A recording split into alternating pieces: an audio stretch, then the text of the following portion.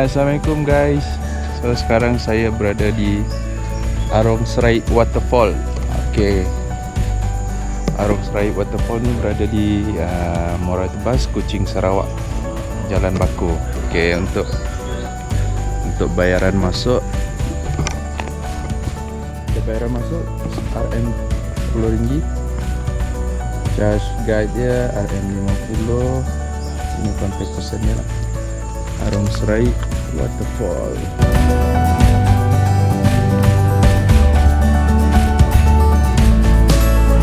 Okay, sekarang ni saya dan rakan-rakan serta family di Arong Serait, Muara Tebas, Jalan Baku, Kuching, Sarawak.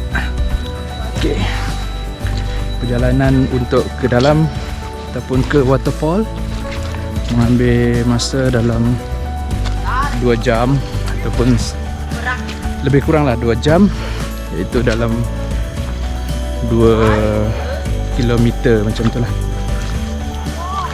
So okay, suasana dalam hutan ni agak tenang, cuaca pun agak okey pada pagi ni, tak berapa panas, and then track pun agak okey, tidak terlampau berlumpur. Okey, kita teruskan perjalanan guys.